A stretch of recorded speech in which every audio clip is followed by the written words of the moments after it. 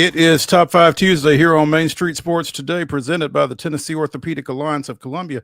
I'm Maurice Patton, joined by David Wilson as Wade Neely is wrapping up some vacation time. We expect him back later this week. But David Wilson, regional sports editor for Main Street Media of Tennessee in Sumner and Rutherford counties, right, David?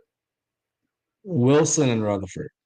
Wilson and Rutherford. That makes more sense. Sumner and Rutherford might be a little bit of a stretch. Yeah, Wilson and Rutherford counties joining us here for the next couple of hours as we talk local, regional, and national sports topics.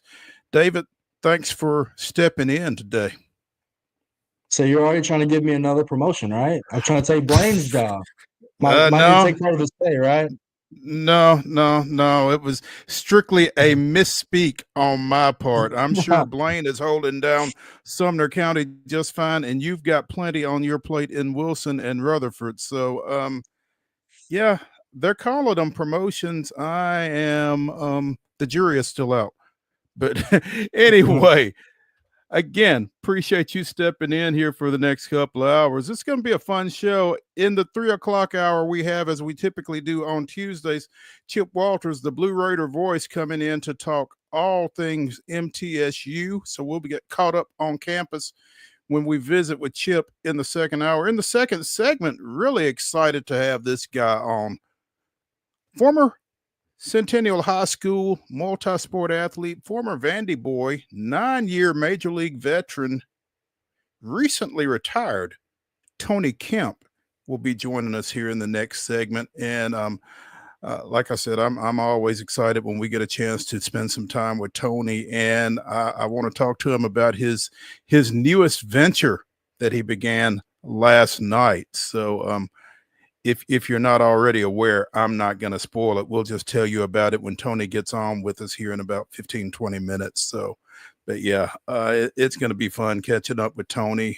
Hadn't talked to him in a minute, but things seem to be going well for him since he announced his retirement about a month ago, and we'll catch up. We'll also be talking some Braves as they get ready for a big series at home against the Mets starting tonight. Other Major League Baseball, little sounds as well. We will talk a little college baseball as the second of 3 games is currently going on out at Omaha right now due to some weather from last night. So we'll get caught up on that. Talk a little NBA finals, a little Stanley Cup finals, and a little Arena Football 1 postseason activity. Calvin White, another regional sports editor for Main Street Media, has a story. I'm not sure if it's posted yet, but I've seen it anyway, that will be of note for Nashville Cats fans. So maybe check out mainstreetclarksville.com between now and the end of the show. We'll get you up to speed on what's going on with the Cats as they head into postseason play. So again, big show. Looking forward to it.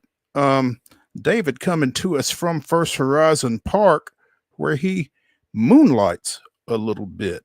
David, tell folks what you do with the Sounds. Just what is it you do there? So when I was in college, part of my internship was with the Sounds and just kind of built a connection with them to the point where when MLB wanted to experiment with ABS and the automatic challenge system and all the things that they're trying to do in the minor leagues to implement that and hopefully get that to the big leagues, as Rob Manfred has kind of wrote and talked about how he wants to implement that next year. I help run the ABS challenge system here at First Horizon Park on behalf of MLB. So this is my part-time job alongside my full-time gig with Main Street Media. But it's pretty cool to be at the ballpark every night, meet the umpires, talk to the teams in that nature, and be around the game. And I guess in the technical sense, you are not employed by the Sounds. You're employed by Major League Baseball, right? Yes, I'm with the big wigs up in New York. They have the big money, right? So we want to stick with them. So, no pressure in that gig, though, right? A lot of pressure. make sure I hit the right buttons and send the right things to the scoreboard. But it's been really fun, and it's been really fun to see the challenge system and ABS overall grow, and to the point where they experimented with it in spring training at the big league parks, and it seems like it's really going to be on the doorstep of major leagues in 2026. And in conversations that we have had, Mo, it's something that's needed. Just to make sure that we're getting pitch calls and correct, and that we're not impacting games when we can have it changed, if that makes sense. Yeah, it does make sense. And, your experience as a player and with this, you feel like it fits. I mean, you think this is it in good enough shape as it is to transition to the major league level? I do, and I think we get it to the scoreboard in about 8 to 10 seconds, and so it's not going to delay the game, if any. We've talked about, when replay first got to MLB, it takes a minute or two to get the verdict from New York and get it relayed back to the crew on the field. That doesn't happen with ABS. We get that pitch call displayed on the screen pretty quickly. We get the announcement in, and we're ready to play ball again. So I think it's there. I think it's ready. Now, with all this system and equipment has to be implemented in the big league parks over the offseason, so that's going to take some time. But I think the system overall is there, and it's kind of narrowed down and minute to the point where it's ready to go, and it's going to be accurate. And so I think that the teams and the managers, the players have warmed up to it over the years. When it first came out, they were very much probably against it, but now I think they start to enjoy it and they feel more comfortable with it as well. There we go. Okay. It's kind of cool to be in on the ground floor of something like that that's getting ready to get implemented at the top level of the game, I would think. So glad you're getting the opportunity to do that. That's really kind of cool. Um, on with the show. Again, we've got Chip Walters coming in hour number 2. We've got Tony Kemp coming in segment number 2. So let's go ahead and get things rolling with yesterday's results and today's schedule on the rundown. This is the rundown.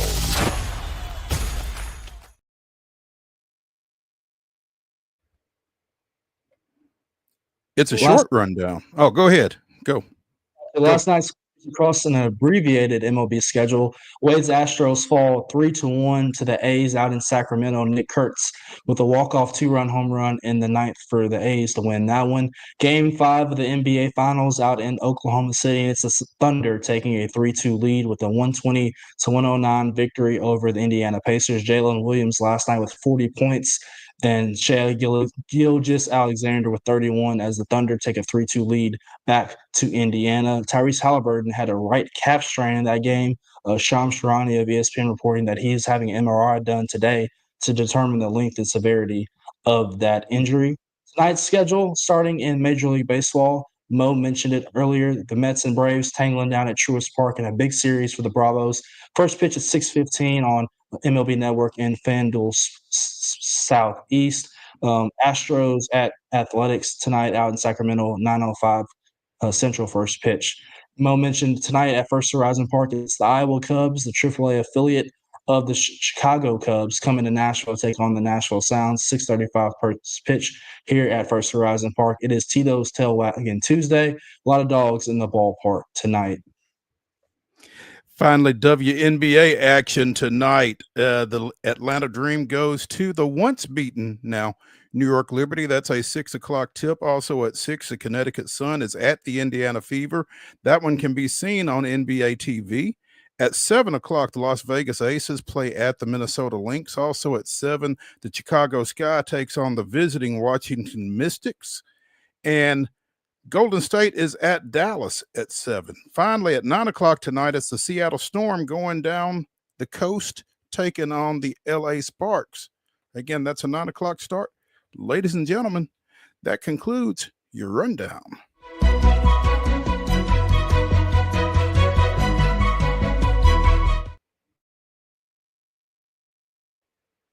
Your top story brought to you, as always, by the fine folks at Piggly Wiggly and Neely's Mill in Columbia.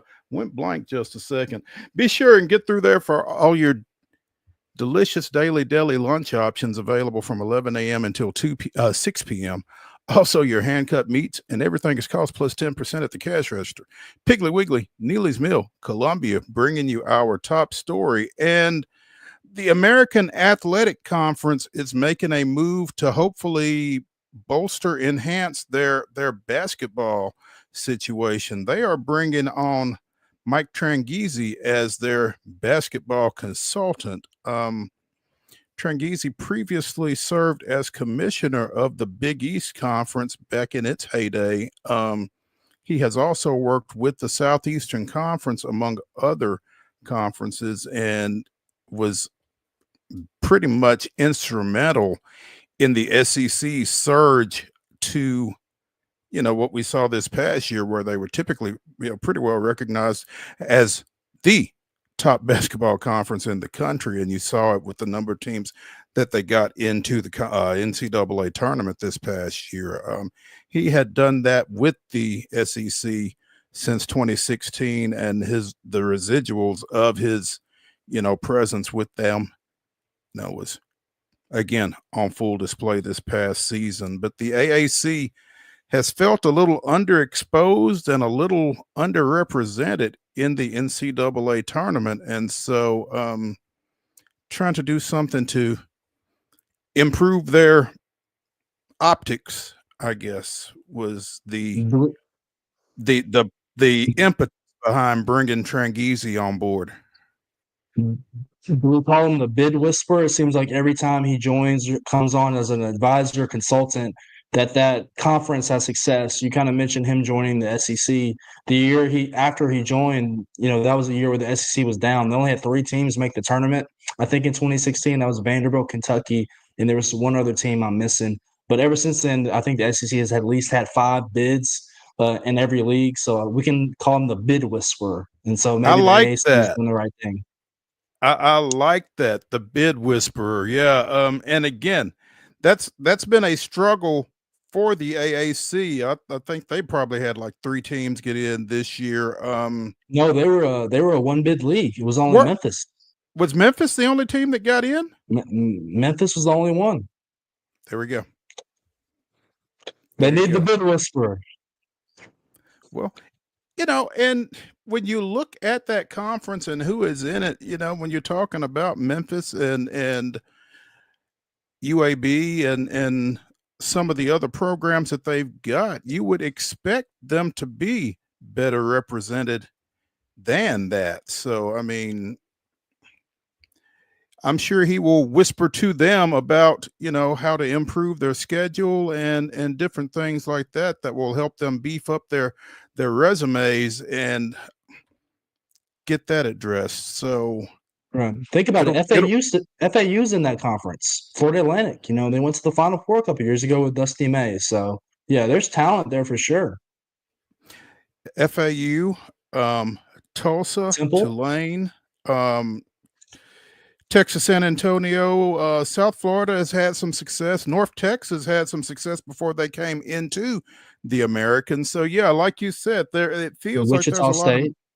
It feels like there's a lot of meat on that bone in terms of men's basketball and being able to be competitive at the top level. So hopefully, again, Mike Tranghese can kind of help boost that for them and get them headed in the right direction in terms of postseason success and exposure and that kind of thing. This is kind of leaked out. The conference hasn't announced it yet. I'll be interested to see what they have to say about it once they do actually acknowledge that he is coming on board. But this is a big move. And to your point, again, everywhere he's been, it's worked. So it'll be fun to watch what they're able to do with him in that role as basketball consultant of the American Athletic Conference. So he's expected to take a role in guidance on scheduling, television exposure, and more for both men's and women's basketball. So was commissioner of the Big East for nearly 30 years, from 1990 to 20 years, from 1990 to 2009. So definitely got the chops for it. Let's take a break here on Main Street Sports Today, presented by the Tennessee Orthopedic Alliance of Columbia. When we come back, we will check in with recently retired Major League Baseball veteran Tony Kemp. Looking forward to it. Stay tuned.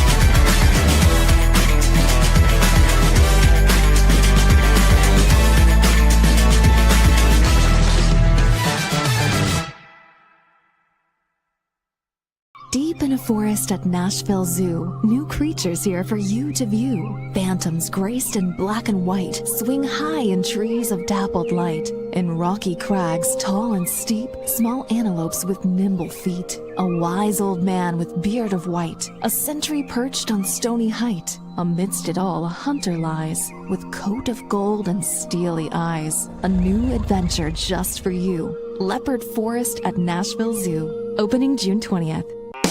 Busy bee, yeah, busy bee. If you need Hold on, y'all, hold on. I need to make a call. Hey, this is Brianna with Busy Bee. I'm giving you a call to let you know your technician is on his way. 833. Oh, busy bee. Guys, not yet. Not yet. Busy bee, oh, Now busy already, bee. guys. Call 775-7833.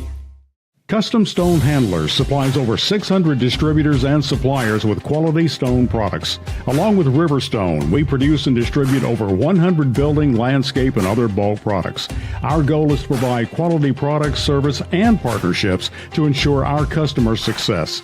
We firmly believe the measure of any person or company is how you treat other people and customers. Give them a call at 931-490-4990 or visit CustomStoneHandlers.com.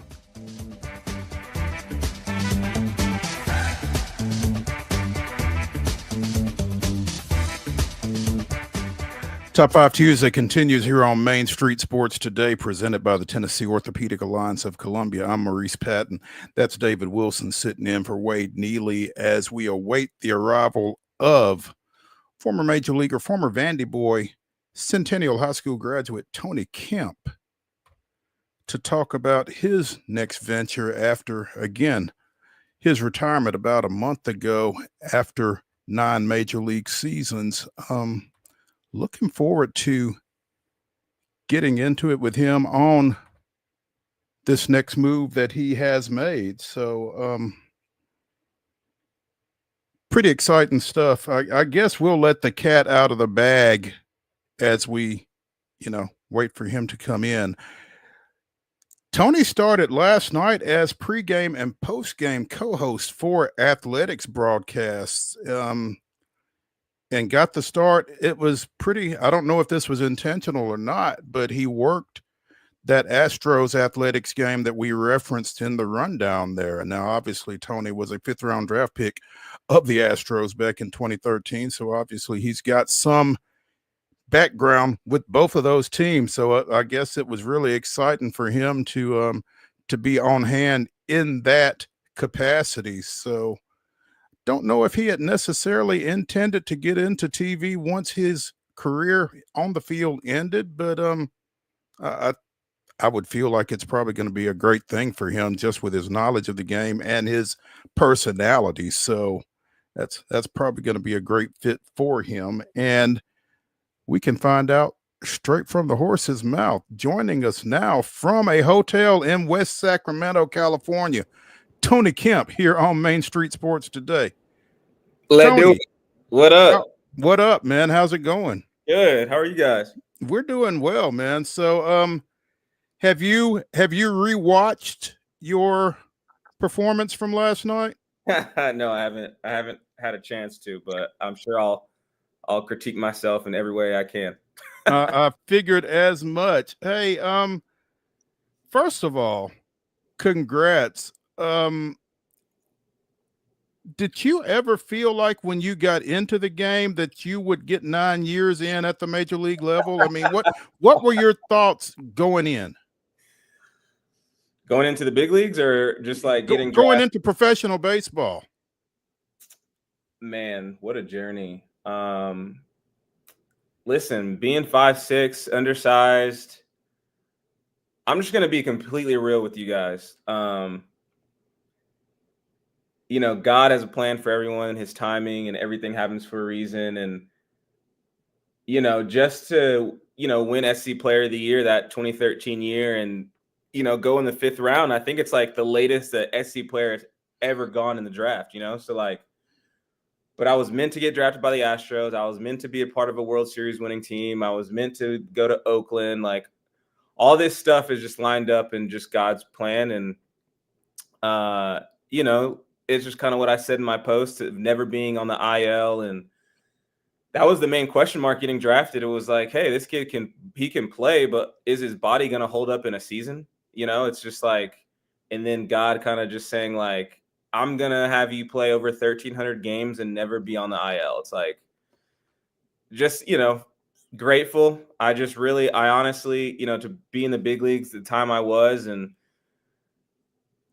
man, I'm just speechless. You know, I just took it a day at a time. And I told my wife, you know, I'm thankful for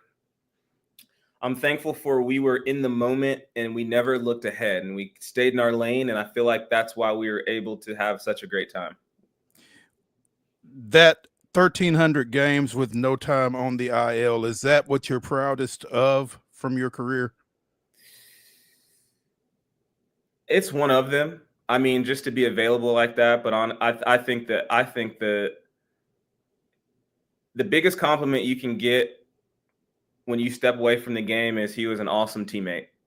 And just getting that from multiple people in the comments and from my guys I played with is probably what I'm most proud of. You weren't in spring training with anybody this year. Was that by design, or did you know that you were going to shut it down this time around, or what was your approach, you know, through this off season, through spring training, that kind of thing, leading up to your announcement last month? Yeah. So, man, that was just last month. That's crazy. I had known. So last year I opted out of my contract with the Reds because I think I was doing decently well, but they weren't going to call me up for September. So I was like, you know, I'm not here to play in AAA. Like, so I was like, let's just give me an extra month at home with the family. So worked out, trained, and felt really good. And no offers came in, no minor league offers, but I was also talking to some other guys around the league. And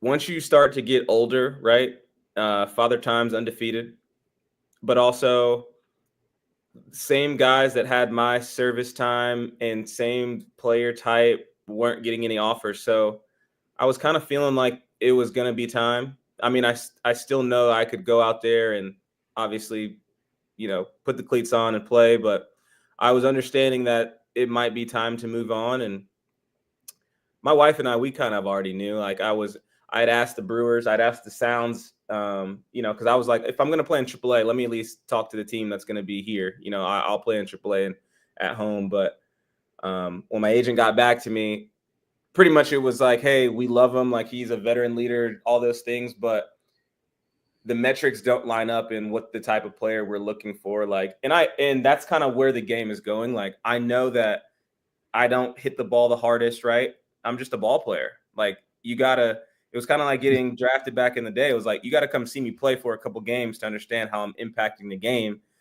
I'm just not going to sit here and hit a 112 mile an hour line drive. You know what I mean? So I feel like the writing was kind of on the wall, and that was okay. I sleep at night really good with no regrets because I left everything I had on the field. How tough is it, though, to come to that realization that, you know, you could go out there and still play, still impact a game, still impact a team, but there just wasn't a place for you? Yeah, I think it's bittersweet, right? And And that's what I put in my post too, man. Perspective is all we have. And if my 12-year-old self going and playing freaking 70 games in the summer, if I would go back and be like, hey, you're going to play 9 seasons in the big leagues and have a World Series ring and you're going to accomplish all these things. It didn't really hit me until we posted it. My wife was crying. I cried a little bit on and off that day because I was like, man, I'm really not going to strap it up again. I'm not going to be on SportsCenter #1 plays anymore. Like, I'm not going to hit a walk-off home run or a game time, but to be able to look back at my career, man, it's a true blessing. It is. It really honestly is. Tony Kemp, again, former Centennial High School multi-sport standout, former Vandy boy, 9-year MLB veteran, joining us here on Main Street Sports today, presented by the Tennessee Orthopedic Alliance of Columbia. Tony, David played a little JUCO ball down at Columbia State, so y'all can kind of vibe a little bit. I'm sure he's got some questions for you as well. Yeah. Yeah, Tony, obviously you started off your career in the big leagues with the Astros, spent 5 years with Oakland as well, got to play in the Coliseum. Just give me kind of your best experiences of playing in the Coliseum. And obviously, you probably got this question a lot as a former A. Is it kind of bittersweet that baseball's not being played there in Oakland anymore? Yeah, so, before I got traded to the A's, my wife, it was a funny story. We were like, scrolling through Netflix, really couldn't find anything to watch. And she's like, Moneyball, like, we should watch that. And I'm still with the Cubs at the time. I was like, I'd never seen Moneyball either. Let's watch it, and like, she fell asleep, but I was like into it, obviously, because I'm like, the Mets, all the stuff. I'm like, and then she woke back up and then she's like watching. She's like, you're like the type of player that would play for the A's. Man, I literally, not kidding, 2 weeks later, get a call from the Cubs GM. And he's like, hey, Tony, we got a package to send you to Oakland. I'm like, God, like, are you serious? Like, what? Anyway, so the Coliseum is special, man. To step in the same box as Ricky Henderson and all those greats that went through there, man. The Coliseum, when it's rocking, it's a special place. And I'm just fortunate that I had that time there and I had the opportunity to play on that field. And it was an advantage. It was an advantage because of those high skies and the fans. And I know that they're in Sacramento now, but I'll always have Oakland in my heart for sure. Yeah, in your conversations with your – go ahead, Mo. I was just going to say, it feels like they'll have you in their hearts as well, Tony, just seeing the reaction from the Athletics fan base, the Oakland fan base, when you announced that you were retiring. The outpouring of support from them had to be particularly striking for you, I would think. Yeah, I think too, for me to play, go out there, play baseball and do my thing. Like, I just really, there's a lot of things, right? It was the younger guys that would reach out, that would say, thank you for allowing me to understand that being a big leaguer is a privilege. And like, I really don't even remember like saying those words to them. I think it was just like, we're in the show, we're in the big leagues. Like, it doesn't matter. Like, this is the best job in the world. This is the best job in the world. And like, to get that, and then, man, like, I was doing the broadcast last night. This guy comes up to me. He's like, Tony, I'm like, yeah. He's like, man, I got this crazy story. You signed a bat and gave it to my nephew at a game in Oakland, and now he moved to Sacramento and he's here, and his bat is in his room hung up. I'm like, what? Like, it's like those type of stories that's why in my post, I'm like, guys, give me some stories. Like, give me something, because when you're done, like, you forget about all that stuff. And I wanted to always have that and relive it. And anyway, so the nephew comes by in the hotel lobby. I'm like, hey, I'm at the Sheraton. Come by the lobby. He comes, signs it. He like doesn't say a word. Like, this kid's speechless. And it's those type of things, right? Because I just wanted to go out there and play and be like, dude, you never know who's going to see you play for the first time. Like, let's go. Like, and that adrenaline that you have when you step between the lines is something that is very hard to recreate. Like, probably won't have that again in your life. Special time in my life, man. Special time. I think I'm gonna see the big leagues, and this experience is like a catapult to the next phase in my life. Yeah, Tony, you've been out there obviously right now in Sacramento with your new gig. Obviously, congratulations on that. You're well connected within the game, obviously now as well. What's some people's thoughts on Sacramento, the ballpark, things of that nature, and how are they enjoying that? And how's the community out there kind of embracing having the A's there? Yeah, I think it's one. Thank you, I appreciate that. I think it's a multiple of things. It's the fans in Sac are getting a big league team. They get to watch the big league team, right? Very sad for the fans in Oakland, obviously. I think the players are still adjusting to it.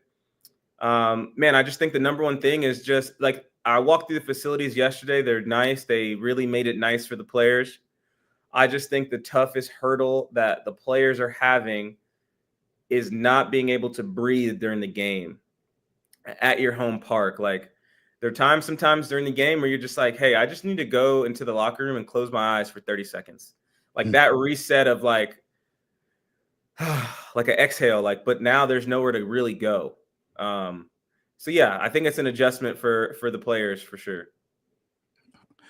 Tony KEMP joining us here on Main Street Sports today, presented by the Tennessee Orthopedic Alliance of Columbia. Tony, so kind of walk us through from May 15th to June 16th when you made your debut as pregame and postgame host for athletics broadcast. Was this something that was kind of percolating a little bit even then, or how did this come about?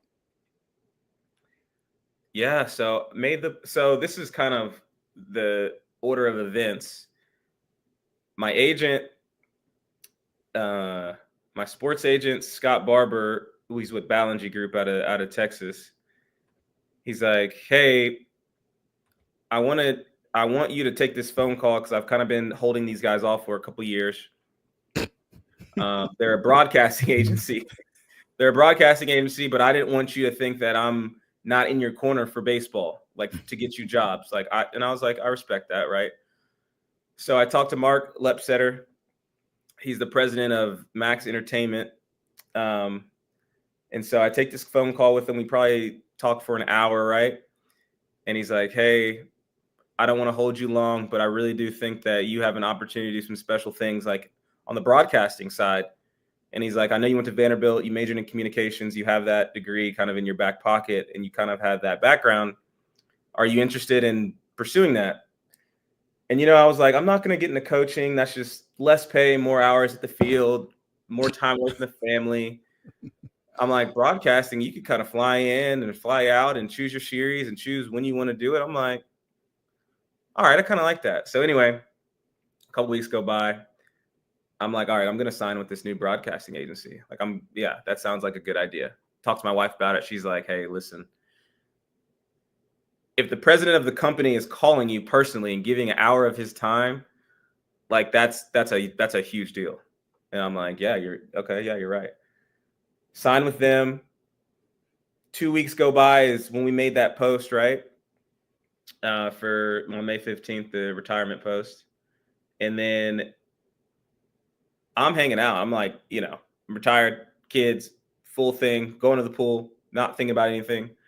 I think in an interview, I was like, yeah, I think my next phase is to get into broadcasting. Like, that would be cool. Something like on a whim. 48 hours later, I get a text from Mark Ling, who is he does A's PR. And he goes, hey, we heard that you want to do some broadcasting. Are you interested in coming and doing something for the A's? I'm like, yeah, like, what's up? He's like, is Max Entertainment, is that your new agency? I'm like, yeah. So they call back and they're like, hey, you want to come do X, Y, and Z and come out? I'm like, wow, okay, yeah. So yeah, it happened pretty fast. Like we said, I mean, I made that retirement post only a month ago. So here we are. How'd you like it last night? Yeah, I think it was natural, right? I think the perspective I'm able to give is unique because I'm not a Hall of Famer by any means, but I'm a utility player who wore a bunch of hats and wore a lot of different gloves. And I think I see the game differently than a lot of people see the game. So I'm able to give like an insight that is kind of unique. So it was good. I had a good time just being able to break the game down, and then post game being able to, just watch a big league game and talk about it. I liked it. I don't know how many folks are still around with the Astros from when you were there, but your ties to both those franchises, how special did that make it that you were making your debut in that setting? Mo, I told you, it's God. It just put all the he just lined it up, man. I'm telling you, I'm just kind of following what he's telling me. So yeah, it kind of felt like a homecoming. I was getting love from both sides when I was down on the field, and it felt good. You can't to be respected in that way from both teams that are division rivals is pretty cool. It's pretty cool. It's a very unique situation, and to be labeled a fan favorite in both those organizations is really special. Tony Kemp joining us here on Main Street Sports today, presented by the Tennessee Orthopedic Alliance of Columbia. I was asking you off air earlier, you never got a chance to play for Dusty Baker, but today is Dusty's 76th birthday. And I know that at some point you and he had to cross paths. What's your best Dusty Baker story? Man, you just gave me some chills. I got some good ones. So, number one, I played against his son, Darren, in the minor leagues, and kind of been able to be a mentor to him, right? He's reached out a couple times about what he should do in some scenarios that are out of his control, right? He's getting at that level where he's kind of knocking on the big league door. He had some time last year, right? And he's in that mode of he's going to have to put his head down and ball, right? Because we are the same type of player. Black, second baseman, lefty, play the game the right way, but our metrics don't match up to what the game is asking for, right? So it's like I was talking with, more undersized athletes that are in baseball are going to have a tougher time. But Darren's awesome. So just being able to talk to him and be in his corner is cool. I got two Dusty Baker stories that are awesome. One of them, we were at a steakhouse. We had off day in Houston, and I had taken, I think it was Zach Geloff, Lawrence Butler, and man, I'm blanking on the other one. I took three young guys out to dinner, and I was like, hey, let's go get a steak. So take these young guys out, see Dusty. Dusty comes by the table. Hey man, how are you doing? Blah blah blah. What are you doing? What are y'all doing? And some of the young guys were like, Tony's taking us out for a steak dinner on an off day, and he was like, the game's missing that. The game's missing that. Older guys doing this more and more, and veterans taking younger guys out. That's cool of you. So that was a cool story. And then I had a couple really good games against Houston, and he had met me behind the turtle, and he's like, "Stop killing us so much, but keep doing your thing." And I was like, yeah, so that was cool. And we both wore the Mims bands from James, who makes the wristbands that I got into that fraternity, and he was wearing the wristbands. I was wearing the wristbands. So we had some cool conversations, and what a career he had. So, I mean, listen, I grew up a Cardinals fan. So I used to watch that WGN day games, LaRussa and Dusty getting into it, man. So listen, it's a full circle moment. It was cool stuff. Cool stuff. That's awesome. Tony Kemp. Tony, you talked about Sports Center top 10 plays and that kind of thing. And it feels like, in thinking about it, Oakland, Alameda County was kind of built for you playing second base with all of that foul territory and being able to go out there and make some of the plays that you were able to make that got you on the top 10. But it's tough knowing that you're not still playing. But again, congratulations on a fantastic career and so excited to see what happens next for you with this broadcasting thing. And as Dusty just said, we know you're going to kill it. So looking forward to that. Thanks for spending some time with us this afternoon. Hey, of course, man. My mom still texted me and was like, I still can't believe you're not playing, but I still love you. Thanks, Mom. That's good to know. That's good to know. Yeah. Thanks, Mom. Thanks, Mom. Hey, let me ask you this before we do let you go. You're not going to be doing, as you were explaining the situation, you're not going to be doing every series and commuting, but are you doing home series? Are you going to be doing home and road? How will that work? So I'm doing pre and post game for this series. And then I think August 1st through the 4th, I think I'll be in the booth with Dallas. So another 4-game set. And then another pre and post at the end of August. And then flying from there to St. Louis. And then St. Louis, I think September 1st through the 4th, I'll be doing radio analyst work. So I think I got like 4 or 5 gigs lined up. Okay. All right. Well, great. I'm sure a lot of folks will be excited to hear that. And you can keep up with Tony on his Twitter account at Tony Kemp. Pretty straightforward. But again, Tony, thanks for spending some time with us. Congrats on this transition, and know it's going to go great, and hope to catch up with you again soon. Yeah. Hey, one thing before I go, the Plus One Effect shirts are back out there. We're talking about positive conversations about social justice issues that we all care about, but doing it in a way where we can still remain friends with someone who might have a different view than us. So that's back in my Twitter profile too. So make sure you guys check that out as well. I got one of those when they first came around. Have we changed them up? Have we switched up the look? No, we haven't changed them up. They're available in black and gold. So that charity event that we're doing July 11th with Jordan Matthews, we're going to be giving them out there. So we have the black and gold colorway, the blue colorway, and then we have the Kelly green colorway. So kind of, yeah, so they're back. I wanted to make sure that people had the chance to get them again. And listen, this thing has been going on for 5 years. I'm just happy that we've continued the conversations and that we're able to, it wasn't just a hot topic, you know, we can say 5 years ago, we were talking George Floyd and we're still here doing the same thing. So good stuff. It's great to be able to continue to give voice to that, and glad that you are doing it. So yeah, again, at Tony Kemp on Twitter. Tony, we appreciate you. We'll catch up with you soon. Hey, much love, guys. If you need me again, let me know. I'll do it. All right. See you guys. Thank you. Let's take a break here on Main Street Sports Today, presented by the Tennessee Orthopedic Alliance of Columbia. When we come back here on Top 5 Tuesday, we'll talk a little bit more Major League Baseball with the Braves, among others. Stick around.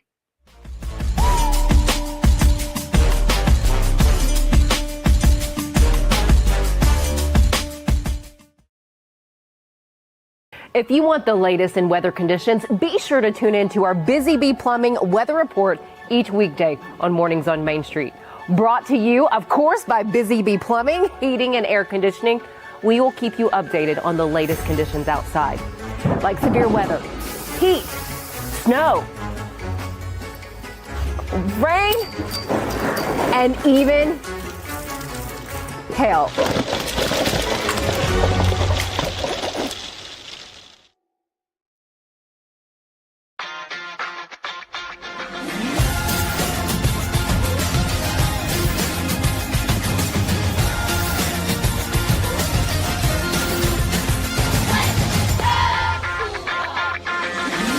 Zion Christian Academy at zioneagles.org or 931-388-7531. You can schedule your appointment to visit their beautiful campus. Again, zioneagles.org or 931-7531 to schedule your visit today.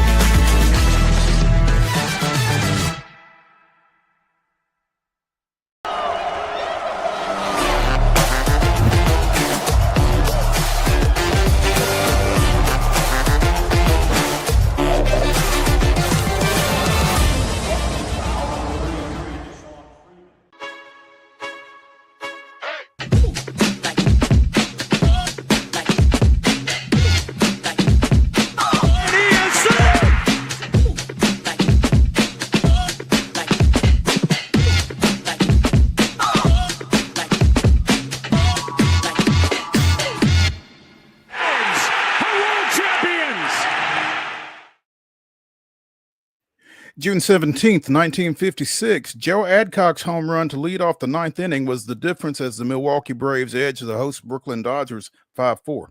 It was the second of 3 homers on the day for Adcock as the Braves swept a doubleheader, winning the second contest 3-1 as he led off Game 2 with a bomb as well. His game winner cleared an 83-foot wall at the 350-foot mark of left field and is believed to be the only ball ever hit onto the roof at historic Ebbets Field. Adcock hit 13 career homers at the Dodgers home park, the most of any visiting player. That was this day in Braves history. We will take some homers at Truist Park tonight when the Braves take on the visiting New York Mets. Again, that's a 6:15 first pitch. You can see it on FanDuel Sports, and I think also it's on the MLB Network. David Peterson gets the start for the Mets, 5-2 with a 2.49 ERA. Spencer Schwellenbach coming off of his first career complete game. It's 5-4 with a 3.11 ERA. He will get the ball for the Braves, and this is a huge series for the Braves at 31-39.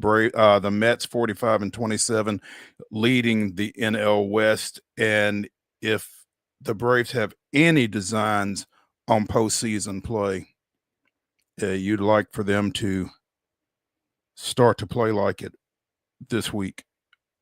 Yeah, it's going to start over the next 2 weeks, Mo, with this 3-game set against the Mets, followed by a 3-game set in, I believe, Miami, then a 4-gamer up in New York, followed by a 3-game set against Philadelphia. So over the next 2 weeks, we're going to decide whether we're going to be buyers or sellers when we get to the trade deadline. But, with the way that they reshuffled the staff for this Mets series, you have Schwellenbach going, you have Chris Sale going, and you have Spencer Strider going. You got the right guys, at least, that you trust on the mound. Just looking at Spencer Schwellenbach's stats against the Mets in 3 starts, he has a .86 ERA, pretty good over 21 innings pitched. He's gone 7 innings in all 3 starts against the Mets with 20 strikeouts. So we know that Spencer is probably going to set the tone tonight. It's offensively, can they do anything to get anything going and score some runs? Just looked at the lineup and saw that Eli White is hitting in the 2-hole tonight. So I don't know if that makes my stomach a little rumble a little bit, Mo. I'm just Jurickson Profar starting his rehab assignment tonight, coming back from his suspension. So there's no rainouts within the next couple of days. He'll be or weeks rather. He'll be able to return, I think, on July 2nd. So I think the Braves have missed him, despite what he did. They missed him being a part of that lineup. Yeah, I mean, that would kind of give you some stability out there in the outfield with Acuna having gotten back, and hopefully another consistent bat would kind of lengthen out that lineup a little bit more. So hopefully he can get back and get in the groove there. But this offense has been so inconsistent, and there have been so many holes. I mean, Nick Allen, everybody loves his defense, but man, he is a black hole offensively. Got to get Michael Harris going. A lot of concern with Ozzie Albies at second base, obviously, and what he's given you at the plate. There's just so many dead spots in that lineup, and a lot of folks have really got to get it going. And so, with that in mind, it was interesting to hear yesterday that before Rafael Devers went from Boston to the Giants, apparently the Braves were in that discussion, and supposedly what the Red Sox wanted was Sean Murphy, Marcell Ozuna, and a couple of minor league pitchers. And Anthopoulos pretty much hung up the phone, and I'm not sure that I wouldn't have done the same thing. I mean, between the contract that Devers is currently commanding, a lot of folks want to be out on Murphy because of what Drake Baldwin has done. And he's been fantastic, but, one, you're just not sure that this is going to be this forever with Baldwin. And it's nice to kind of have that security blanket with Sean Murphy, I think. And, he's nobody has been great offensively for the Braves, but it's not like Murphy has been awful. I don't think so. I don't know that I necessarily blame Anthopoulos for not taking that trade. Yeah, the problem with Devers is he's strictly a DH, at least on the Braves. Austin Mhm. Riley is your cornerstone third base prospect. Matt Olson is your cornerstone first baseman. So you're paying Devers $30 million a year to be a DH. To And, DH. I get it with Marcel being a free agent at the end of the year that it could give you a security blanket, a DH for the next 6, 7 years because Devers is only, 27, 28 years old. And he's a premier hitter in this game. But, Sean gives you so much defensively behind the plate and parting with two pitching prospects that, the Braves pitching depth is very thin right now. So to part with that for a DH would not probably have been best needed for this club right now. The Braves need relief help. They need relief help, and you could argue they need another outfielder. If Devers played outfield, that would be a different story. But Mhm. with him just strictly being a DH, you were going to part with some catching depth and some pitching depth. That wasn't really going to work with what the Braves are suited at this point. Not at all. That said, though, as we look at this Braves roster as it is constructed, David, for so long, the talk in Braves country was in AA we trust. Is that still the case? Do you believe that the handcuffing and the non-money spending this offseason was Anthopoulos or was it Liberty Media? And I think there's a real question there. There was rumors all offseason that the Braves were in on Verlander. They were in on Jeff Hoffman, who failed the physical. They were in on Tanner Scott before he signed with the Dodgers. They kind of pivoted to Jerks and Profar. So they were out there. It's just, were they dealing with tight spending because they want to get under that luxury threshold this year that they've been over the last couple of years that's caused them to pay penalties. So I I think it's frustrating for us Braves fans because we came into the year thinking this is our window. And you never want to Mhm. blow through your window. And it feels like the Braves window is almost passing them by as we speak. It really does. And to your point, we don't know, and I don't know that we will know whether it was inactivity on Anthopoulos' part or just an inability to get anything done under the parameters that were set by Liberty Media. And we don't know, and he's not going to say until he's 10 years retired or whatever. So it's Mhm. tough, and he's just going to take that hit, I guess, for the folks that do think it was him, whether it was Liberty Media or not, that was kind of pulling those purse strings. So it's a tough situation because, again, we did feel like this was kind of the Braves window. Once Acuna got back, when Strider got back, we would take off. Didn't expect Strider to struggle the way he has. He picked up a win in his last start out at San Francisco, but still, it's certainly not been the Strider that we expected necessarily. And maybe the expectations were too high for him coming off the injury that he was coming off of. Maybe we weren't being as patient as we needed to be. So we'll see how that one goes. Speaking Ronald's of been coming off, phenomenal.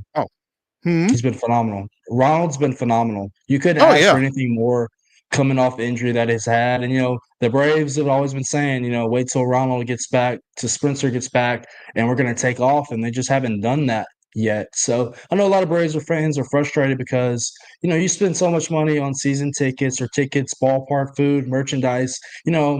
Liberty Media is not a poor company. The Braves are a money, the Battery is a money juggernaut. There's printing money off as we speak. Put that money onto the field and onto the product. That's what Braves want. Do what the Dodgers do in the sense of if you have money, go spend it. Put it in the team and try to make us better and go win a World Series. Seems simple. And yet, Shohei Ohtani, speaking of injuries, threw one inning last night and went 2 for 4 at the plate. So apparently you can DH and pitch, which I didn't know how that worked at the major league level because I've just never seen it. But I guess he DH'd for himself and then for everybody that came in behind him. But again, went 2 for 4, and the Dodgers 6-3 win over San Diego, and The velocity looked everything good. seemed encouraging. Yeah, the velocity looked good. Yeah, I think he touched 100. He's gonna be on a pitch count. He's gonna be on a pitch count though for the foreseeable future. You would think. Also returning from injury, Giancarlo Stanton went 2 for 4 for the Yankees last night, but the bigger deal was Christian Moore tripling and scoring the only run as the Los Angeles Angels defeated the Yankees 1-0 at Yankee Stadium, and he had a lot of folks in the stands. Apparently, he's from Brooklyn and had a big contingent there for his major league debut. So big ups to the former Vol Christian Moore there. Speaking of ex-Vandy boys, we just talked to one. Kumar Rocker Sunday, 5 shutout innings, 6 strikeouts, and the Rangers defeated the White Sox 2-1. Former Braves reliever Luke Jackson picking up his 9th save in that Rangers win, and Jack Leiter is set to go for the Rangers tonight. So a lot of Vandy boy love here on Main Street Sports today. A little news that's going to make a lot of folks happy. The All-Star Game will not have American League and National League jerseys for the game. Those jerseys will be worn. There we go. Those jerseys will be worn during BP and in the Home Run Derby, I guess, but the All-Stars will wear their team's uniforms in the game next month. So that'll, again, make a lot of folks happy, including my co-host there. The game is set for July 15th at Truist Park. You going down, David? I'm not. It just makes me sad that there might not be any Braves on the positional side on the game. Maybe Ronald will sneak in and make it, but other than Ronald, I don't know. I was looking at the first wave of balloting and the voting. The Braves aren't doing so well. Well, understandably. Can you blame them? No. I mean, there's nobody that I could really argue for making the squad from a positional standpoint. Now, hopefully, they will take Sale and Swellenbach. I think Ronald will make it. I think he'll make it. I don't know that he'll start, but I think he'll make it. So that'll be worth keeping an eye on. Oh, finally, the Sounds again begin their 6-game series against visiting Iowa at First Horizon Park tonight. That is a 6:35 start. And, if you look up at the press box, you might see David. So wave at the people, David. Let's take a break as we close up hour number 1 here on Top 5 Tuesday on Main Street Sports Today, presented by the Tennessee Orthopedic Alliance of Columbia. Hour number 2 will feature the Blue Raider voice, Chip Walters, when we come back. But also in our final segment, David and I will give you our top 5 baseball movies. So stick around for that as well. We'll be right back.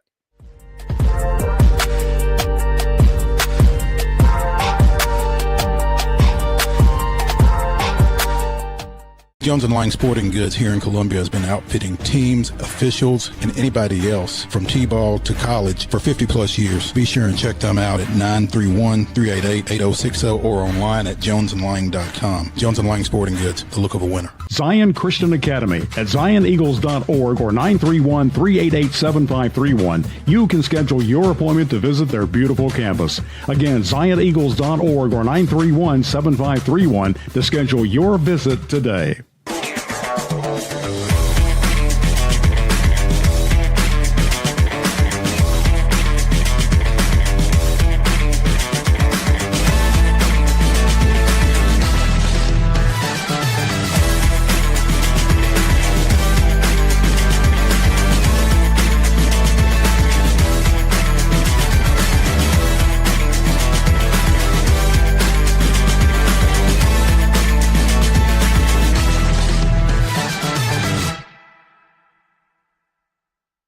Custom Stone Handlers supplies over 600 distributors and suppliers with quality stone products. Along with Riverstone, we produce and distribute over 100 building, landscape, and other bulk products. Our goal is to provide quality products, service, and partnerships to ensure our customers' success. We firmly believe the measure of any person or company is how you treat other people and customers. Give them a call at 931-490-4990 or visit CustomStoneHandlers.com. Piggly Wiggly, located in Neely's Mill Shopping Center, is Columbia's locally owned and operated Cost Plus 10 grocery store dedicated to serving the community with low prices and smiling faces. Piggly Wiggly offers fresh, hand-cut meats daily as well as daily hot plate lunches from their deli counter. You're certain to see smiling faces and a helping hand when you're here at Piggly Wiggly. Come by and check out our fresh produce, high-quality meats, and more. Down home, down the street, we'll see you at the Pig.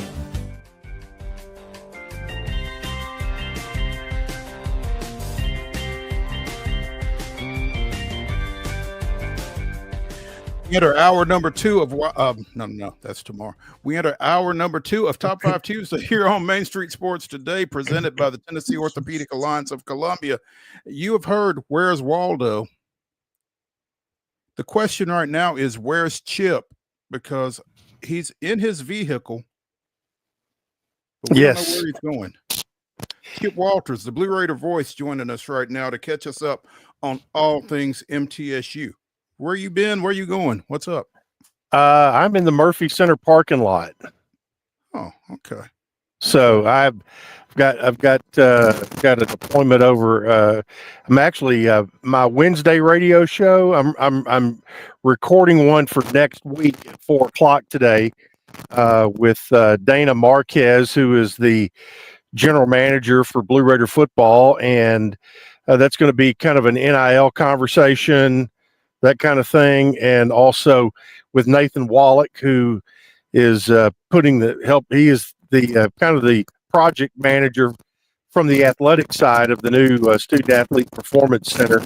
But we're going to shoot a show this afternoon that will air next week. So that's what's on the plan today. So that means you're going to be out of pocket next week, then, aren't you?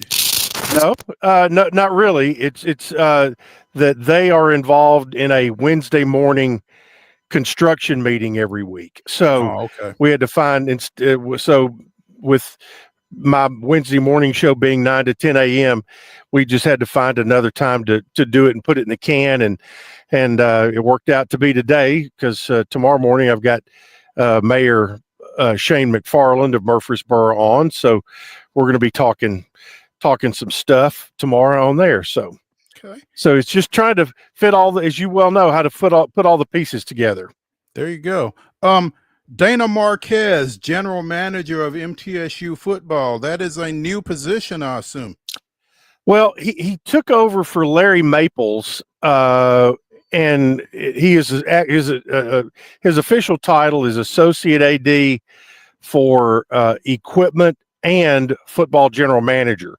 So Larry Maples, when Larry left to go to Nebraska, Dana came in.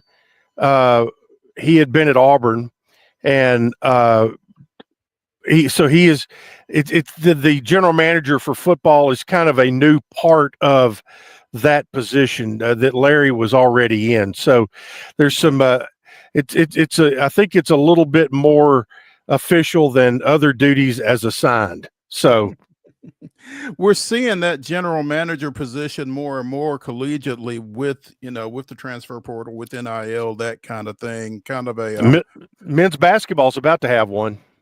Okay, yeah. Somebody's got to manage all those moving parts, I guess, and it's from an efficiency standpoint, you can't necessarily expect the coach to do all of that. So, and one of the things too that I'm curious about, and I'm going to ask, and I'll be able to report back on this next week. Okay. But one of the things I'm curious about is, from a general manager's role, are they handling the negotiation part with players as far as whatever NIL money or revenue share money might be coming their way, to kind of take that part of the relationship off of the coach and player, where they can have their relationship be football related and not the business part? You know, I'm curious about how that's going to work, or if Derek goes to Dana and says, "Hey, we've got this really good tight end, for example, coming in today. What can we do?" You know, so I don't know whether, you know, he manages and gives the head coach that opportunity, or gives him the information and the coach delivers it, or if that's in a separate meeting where the player meets the coach and, man, I love the coach and all the football part and all that stuff, and then talks to the GM on the business side of things. I'm not sure, but I'm really interested to find out. I think that's going to be interesting. It's going to be an interesting dynamic across college athletics, how that falls into place, I would think, because I mean, again, you're the football coach, you're recruiting a kid and everything's all well and good, and then the general manager comes in and says, here's what the money looks like, and the next thing you know, the kid is somewhere else and the coach is like, what did you say to him? That kind of thing. So Yeah. it's a very interesting paradigm shift, I would think, and it's not just at middle, it's going to kind of be the case everywhere.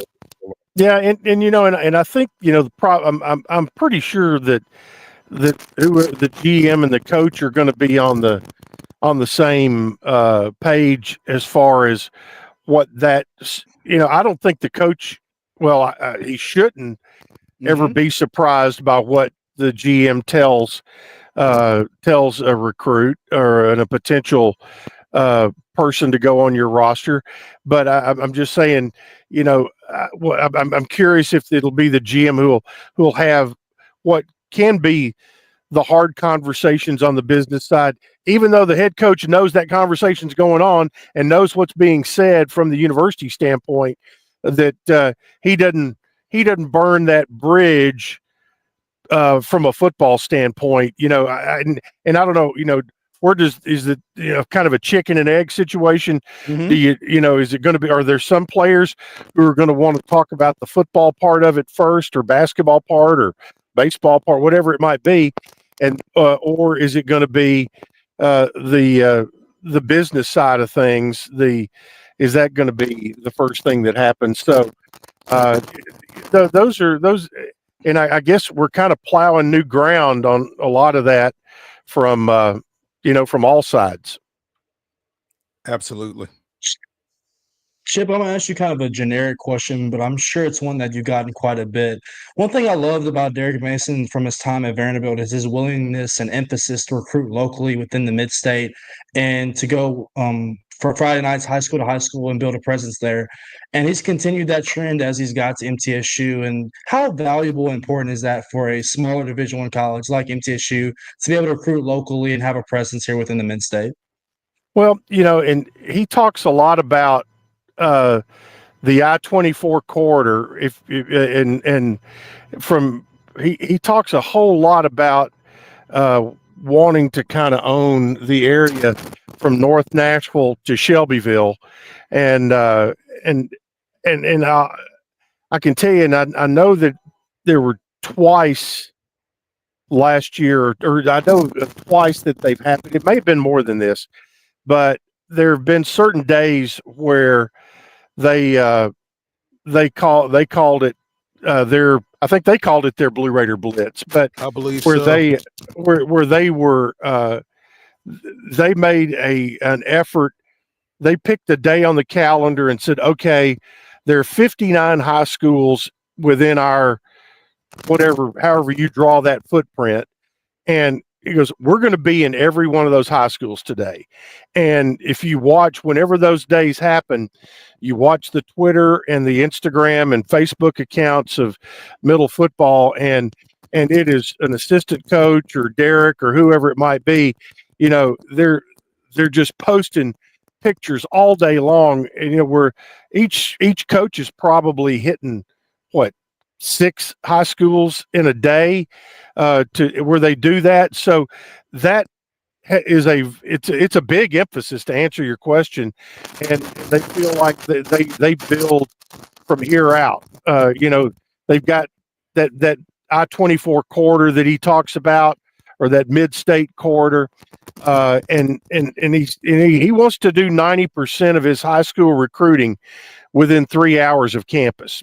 And Mo and I've talked about this a little bit. Derek, he uses words in a great way from time to time. He now calls the December signing period, he calls that the draft, and that's when all the high school players are signed. And then that February date that used to be so big, instead now he just calls that the free agent period, and that kind of goes anywhere from the middle of January until after the portal opening in right after spring practice. So he wants to have all of his high school stuff done in December and have that all locked down, and calls that the draft, and that's where they put that big emphasis, like you're talking about. Not only the initial emphasis is right here, and then basically if you leave here and go 3 hours, that puts you in Memphis, or that puts you in Knoxville, or a little past, and so that pretty much covers the entire state. And also it gets you close to Atlanta, Birmingham, up into Kentucky, those areas. So those are the areas that they want to bring players in from, and that's their priority, and they're pretty public about that in particular when it comes to high school kids. Chip, I don't know that we have talked about this with you, and sure, I feel like if we have not, then we've been remiss in not doing so. But I was talking to Oakland coach Kevin Creasy over the weekend, and he mentioned that he had Jacoby Stevens around. Jacoby, who is an assistant now with Coach Mason. Tell us about Jacoby being on that staff and the significance.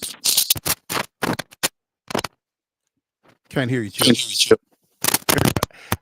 Microphone issue here, but hopefully you're catching me.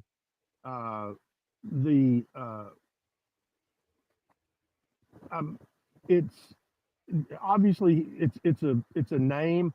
I haven't had the chance to sit down yet, but I think for Derek, it's a name that is and somebody that he can trust. And every head coach, they want people that they can trust.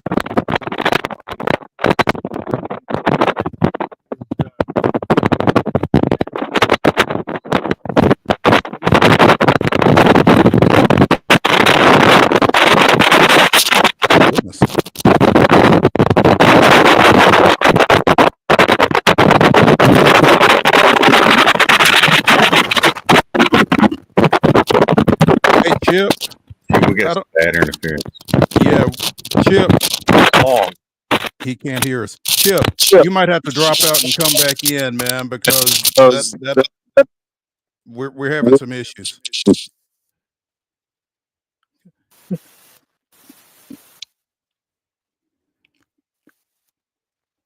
Hopefully we can get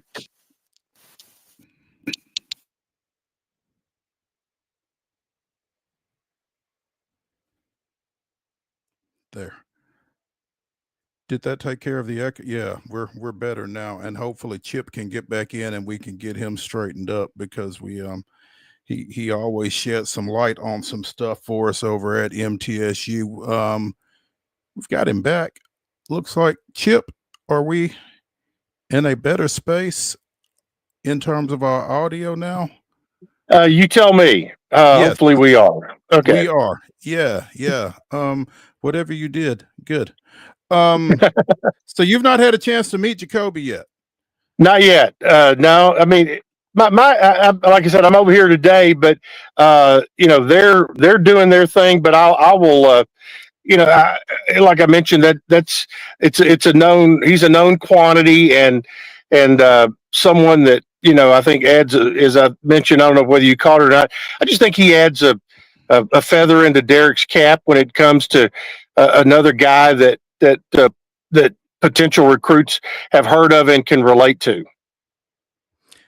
You can never have too many of those. Chip Walters, the Blue Raider voice, joining us here on Main Street Sports today, presented by the Tennessee Orthopedic Alliance of Columbia. Chip, what else is going on campus that we need to know about? Well, today we had women's basketball announce that they're going to be playing in a tournament in Destin. At the same time, the guys are in the Cayman Islands, and the guys will be in the Cayman Islands playing on Sunday, Monday, Tuesday, November 23rd, 24th, 25th. The women will be in an event where they'll play 2 games on Monday the 24th and Tuesday the 25th. And I've already I did a little scratch pad work earlier today when I saw that come out, and as you well know, when you're on the broadcast side, you're always looking to see what the game times are going to be, to see if what's going to conflict and what's not going to conflict. And right now, it looks like that on that Monday and Tuesday, when there will be both a men's and a women's game, that it doesn't look like they're going to conflict on either day. So that'll be a good thing. Hopefully. As we mentioned, we're going to start the GoFundMe to make sure I'm in the Cayman Islands, and Joe Fisher will be down in Destin. So I was just going to ask how the GoFundMe was going, but you've not gotten that started up yet. Well, a lot of times that comes from from those who care. So I was wondering if my buddy from Franklin High School might be leading the charge there. Oh, and it's always a good sign when there's a big, we call it a seed donation. So when that little seed money gets in there. So I'm picking up what you're putting down, Mr. Walters. Yes. Who do we know who else is in Destin? We do, and the thing is that it is so fresh and new that if you can call up GoBlueRaiders.com. I can't do it because I'm on my phone, and you'll be able to tell me and refresh my. I know in that men's tournament you're going to have Murray, George Washington, and McNeese, and Middle will play all 3 in that men's event. And you, I think, probably have the schedule there for the women's event. I do indeed. It'll be 2 separate pods. It's an 8-team event. You've got MTSU, Mississippi State, Providence, and Alcorn State in the Bay bracket. And you've got Nebraska, Virginia, Northwestern State, and Purdue Fort Wayne in the Beach bracket. So Middle will play Providence on Monday the 24th. The third place game will take place on Tuesday, November 25th, and the championship game will be later that day. So the Bay bracket and the Beach bracket, I guess they're actually the Bay pod and the Beach pod because they will not meet, but it's just a 8-team. Speaking of going away, we lost Mo. Yeah, we lost Mo there for a minute, but to pick up on what he was talking about, it will be 2 4-team pods, and while there won't be a championship game of both pods, you will have you'll have a championship and a third place game in each bracket. So each pod will have its own champion and have its own bracket there. So that'll be coming up again, and that's going to be played at Northwest Florida Community College, which is just north of Destin, and they have a great arena there, about 5,000 seats. Really nice arena. And Mo, now that you're back, that arena at Northwest Florida, that is the old Okaloosa Walton Community College where Bruce Stewart ended his career. That's that's interesting. And also Steve Forbes coached there. Wow. Okay.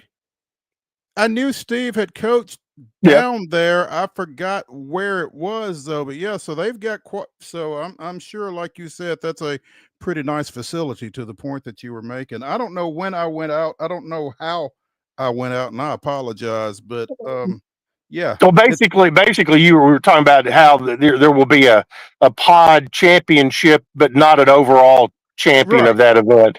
And so I went ahead and I picked up where you left off right there, and that's kind of, and then I kind of filled in a little bit talking about the site and the venue there, but it is in a perfect position to where those beach condos along 30A are in prime position to be there and to make a week of it. If you want to do a nice little Thanksgiving week trip, that's a good way to do it. There you go. Chip Walters, tour specialist, vacation specialist, as well as real estate specialist, joining us here on Main Street Sports Today, presented by the Tennessee Orthopedic Alliance of Columbia. I know things are kind of thin on campus right now. Anything else that we need to know about? The Blue Raider Blitz again is coming up next week. That's right. And Thursday is the final day if you want to come to the Murphys. Well, Friday is the deadline. I think Friday's the deadline for the Nashville event, which is a ticketed event. Mm-hmm. We mentioned it's $15, but includes parking inside Bridgestone Arena. And that will be so it's worth it just for the parking. But if you want to RSVP for the other events, you can do that, and there is a link on GoBlueRaiders.com. Did want to mention Abby Lee from women's golf, who she was our winner of the True Blue President's Award at the Raiders' Choice Awards, and also the current president of the Student Athlete Advisory Committee. She was the winner of the Spring Conference USA Spirit of Service Award, which every school has a winner, and she was the MTSU winner for all of the. It comes down. You have to have certain academics and participation in your sport, and then then it's really judged on what you do in community service work. And there's a good story that kind of details a lot of the stuff that she has done, and and she did all that while setting the second best stroke average in school history this year. And I think, if I'm correct, it was 73.09 was her stroke average this year. And and Abby she's kind of an old soul, great young lady. I was over at something on campus the other day when the Blue Angels did a presentation on campus, and I look up and there's Abby and her granddad going in just to check out that presentation. She's from Glasgow, Kentucky, and won the Kentucky Amateur last summer. She is somebody who, if I could buy stock in today, I would love to do it, because she's going to go big time. Again, graduated with a 4.0, three-time Conference USA All-Academic First Team, two-time Women's Golf Coaches Association All-American Scholar.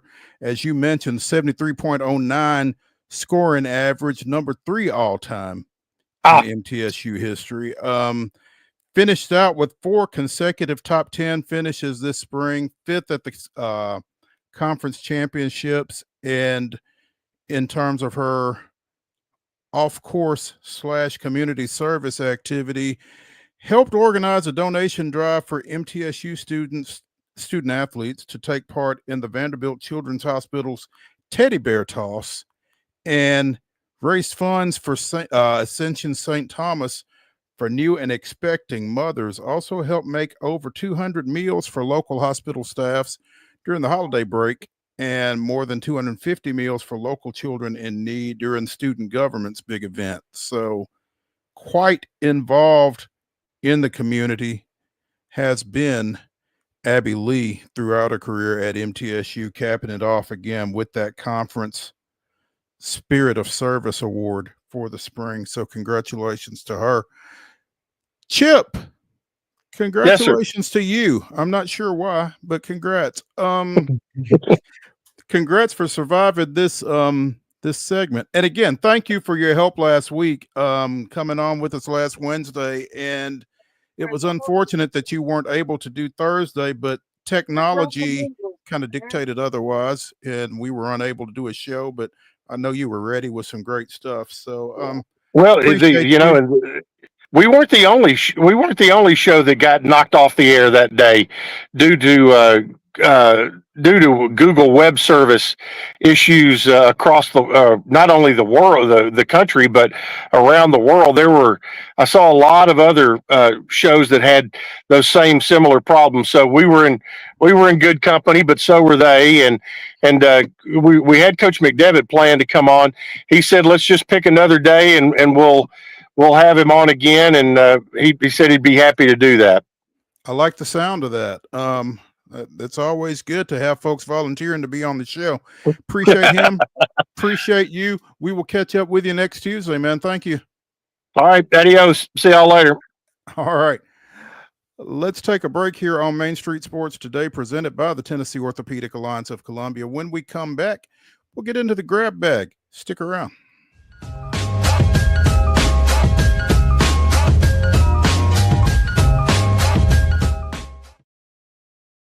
Deep in a forest at Nashville Zoo, new creatures here for you to view. Phantoms graced in black and white swing high in trees of dappled light. In rocky crags, tall and steep, small antelopes with nimble feet. A wise old man with beard of white, a sentry perched on stony height. Amidst it all, a hunter lies, with coat of gold and steely eyes. A new adventure just for you. Leopard Forest at Nashville Zoo, opening June 20th.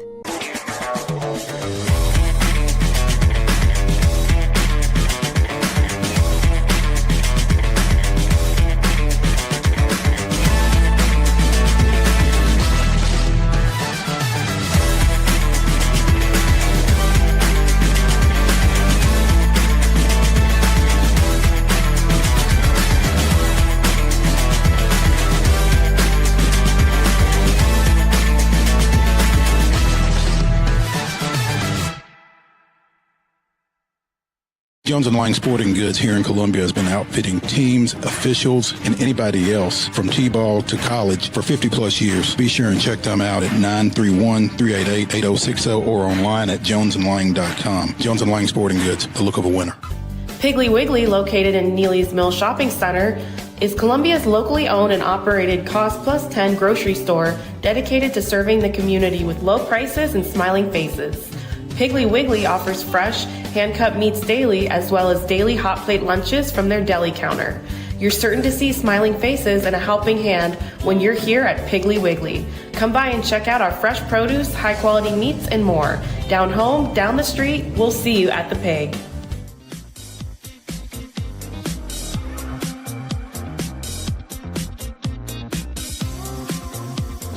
Top 5 Tuesday continues here on Main Street Sports Today, presented by the Tennessee Orthopedic Alliance of Columbia. That's David Wilson.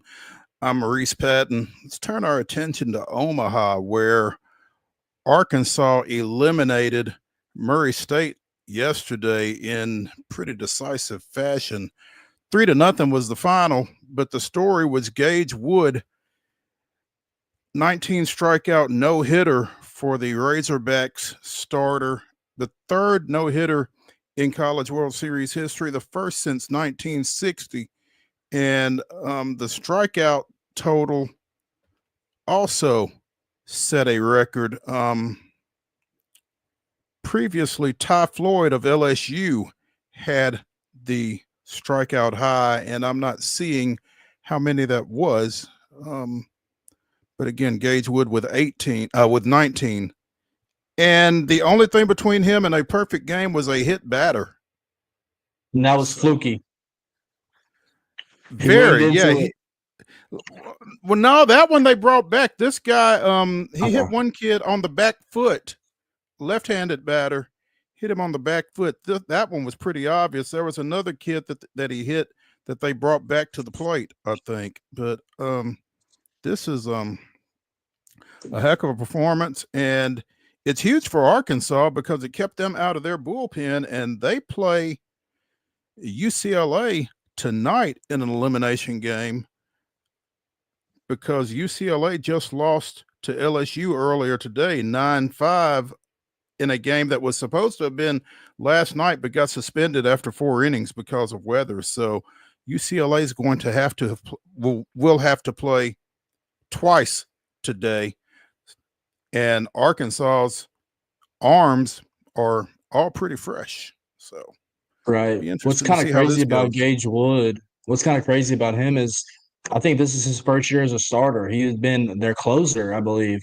and then a high leverage reliever last year. So this is his first year starting. And I believe he kind of spent some time injured for the first couple months of the season. So for him to bounce back from injury and come have a performance like that in his first start in Omaha and do something like that and put this team on his back basically in an elimination game, that's pretty special. That fastball is elite. Even in the ninth inning, he was sitting around 98. So I know he's probably going to be a name to watch when we get to next month's draft in those first couple rounds, definitely after a performance like that for sure. Threw 119 pitches, which was a career high by 30.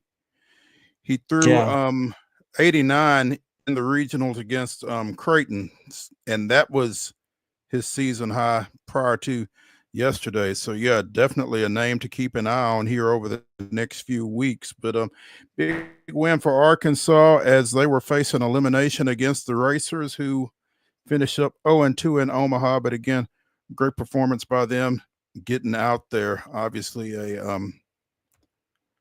standard setting season for the Racers there. So it's Arkansas and UCLA later today in an elimination game because, again, UCLA lost to LSU 9-5 earlier today in a game that started last night. Also in an elimination game, it is Louisville 4, Oregon State 2 right now in the bottom of the 5th. Louisville is up. So somebody's going home this afternoon again as well. The winner will play Coastal Carolina tomorrow, I think. That Coastal Carolina team feels like a team of destiny again. They really do. They won it several years ago, and it feels like, they have that same formula going back. Yeah. So you've got UCLA and Arkansas at 6 tonight. Coastal will play the winner of this Louisville Oregon State game, and then LSU will play the winner of that UCLA Arkansas game. Both those games will be tomorrow. Coastal will play the early game at 1. LSU will play the late game at 6. And tomorrow night's 2 winners advance into the best of 3 finals that will start Sunday night. So still a lot of college baseball left to be played out in Omaha. Always exciting.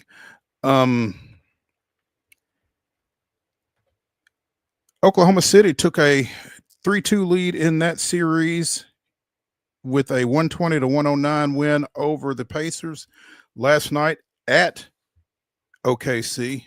That series goes back to Indianapolis for tomorrow night's Game 6. And between the situation with Halliburton and the situation with the Thunder finding some other offense beside SGA, tomorrow may be it for the Pacers. Jalen Williams is a really good player. He's been kind of 1B for them all year, and it just shows you the value. Oklahoma City is probably the best in the league at drafting and developing talent. I mean, goodness, they have so many draft picks from all the trades they made over the years. But Jalen Williams was phenomenal last night with 40 points. Mo, I heard a stat. I don't know exactly it's true, but I know that SGA and Jalen Williams either scored or assisted over 100 points of Oklahoma City's 120. So those two were phenomenal last night, that's for sure. And then I don't think anybody expected Halliburton just to score 4 points and not have a field goal. I know he was hampered by that calf strain, as Sharani kind of reported from ESPN, but they really got nothing from him last night. So it's going to be win or go home for the Pacers when they get back to Indiana. Yeah, and I'm interested to see how they respond either with or without Halliburton at home, because I mean, obviously he's their facilitator. You almost feel like they've got to have him, but I don't know if it becomes a win one for the Gipper type situation if he is, either limited or unable to go tomorrow night, and especially at home again. I'll just be interested to see how they come out and what the emotional level is for them trying to make one last stand at the house and force a game 7 back out at OKC. So should be, as have most of these matchups been throughout these finals, should be riveting stuff tomorrow night. Meanwhile, the Stanley Cup final may come to a close tonight. Florida with a 3-2 lead going back home. They will take on the Edmonton Oilers. And in the two games that weren't necessarily close, it's been Panthers 6-1 early, 5-2 in game 5, excuse me. I don't know if the Oilers have anything for Florida, especially on the Panthers' home ice tonight. That's a 7:00 puck drop on TNT. Trying to go back to back, right? Against Edmonton. Yeah. Second time for both of them, second straight time for both of them in this position. And last year we got a game 7 out of this. I don't know that we necessarily get one this time around. If we do, it'll be in Edmonton though. So yeah, they always say that, winning that first one is hard, but winning that second one, trying to complete the back-to-back is dang near impossible. So for them to be able to do that and have that on their home ice, I think obviously Florida's going to go all out tonight to try to end that in Florida and not have to go back across the border. That's a long flight. Yeah, exactly. Like 2,600 miles, I think. Yeah. Let's not do that, say the Panthers. Throw in an extra off day for me. Yeah. Arena Football 1 has set its postseason schedule. As we talked a little bit yesterday, you've got the Nashville Cats and the Southwest Kansas Storm set to play in one semifinal this weekend. It'll be the number 4 seed Salina going to top seed undefeated Albany in the other semifinal. Now, apparently the Cats, as JP and I kind of conjectured yesterday, the Cats are going to play that semifinal game this weekend at F&M Bank Arena in Clarksville, where they drew more than 5,000 this weekend for that beatdown that they put on Corpus Christi, 80-18 in the regular season finale. There is an article at MainStreetClarksville.com by Calvin White. Whatever playoff games the Cats are able to host will be played at F&M Bank. And should they win this weekend and should Salina defeat Albany, which seems like a stretch because, again, Albany is undefeated, the championship game would be played on the Cats' home field, which apparently is F&M Bank Arena. They played 4 regular season games this year. 3 of them took place at Municipal Auditorium. The 4th one was this past weekend at the F&M Bank Arena. And apparently the powers that be with both the Cats and with the league, as in league commissioner Jeff Fisher, they were excited about that. So they are going to play whatever home games remain in Clarksville. I don't know what this means for Municipal going forward or for the Cats going forward. According to this article by Calvin White, the Cats currently play their home games on a year-to-year lease at Nashville's Municipal Auditorium and are considering playing all of their 2026 home games in Clarksville. So the Clarksville Cats, maybe? I don't know.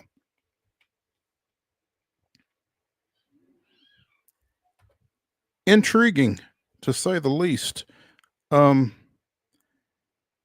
these two teams split during the regular season. Both of those games were at Dodge City. The Storm won 40-26 on March 8th. The Cats won 41-37 on April 26th.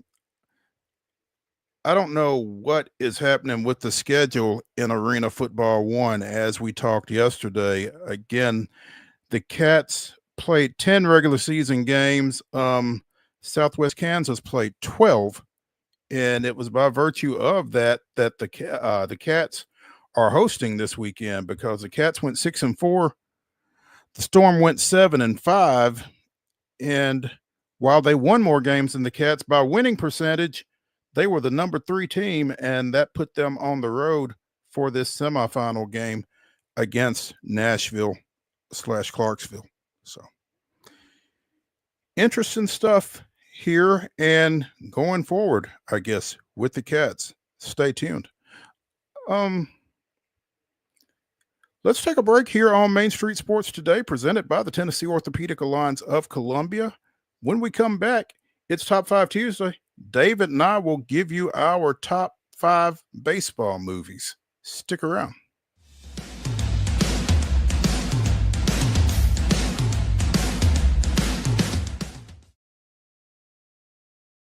Being in Tennessee, we wanted to try to keep it as local as possible, so we have an entire section of our menu that is just dedicated to local whiskeys like Uncle Nearest, Jack Daniels, of course, George Dickel, Nelson Brothers, Greenbrier Whiskey, and all of our taps are all local. From 2 o'clock until midnight, we've got food every day for you guys. A good handful of appetizers, some entrees, and a couple salads and things like that. My name is Ethan Kanata. Please come down and see us at the Pick Lobby Bar here at the Omni in Nashville.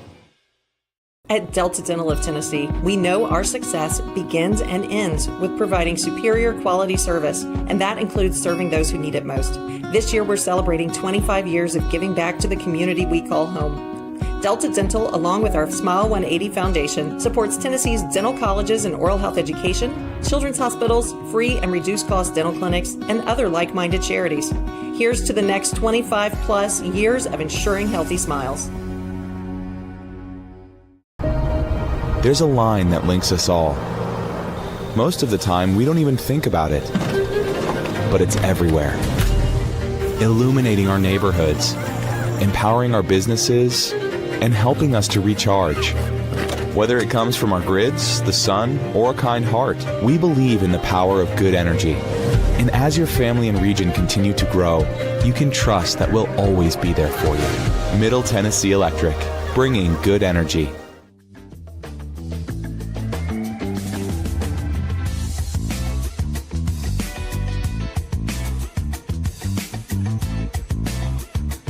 Top 5 Tuesday here on Main Street Sports Today, presented by the Tennessee Orthopedic Alliance of Columbia. That's David Wilson sitting in for Wade Neely, who should be back with us on Friday. I'm Maurice Patton. Again, it is Top 5 Tuesday. David and I will be giving you our top 5 baseball movies. With no further ado, David, the floor is yours. We're going one at a time? We're going one at a time. It's kind of draft style. Yeah. I'm going to go Field of Dreams. Okay. It's a classic. Full disclosure. I've only seen bits and pieces of that. I don't know. It just hasn't really not a grabbed me. favorite for you. No. I was trying to go for the public. I was trying to be a crowd pleaser.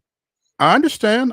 You will please a lot of people. I mean, a lot of folks are in love with that movie. I'm just not necessarily one of them. The number of movies that I've not seen has really caused some consternation among friends. It's like, you've not seen that? Fill in the blank. Yeah.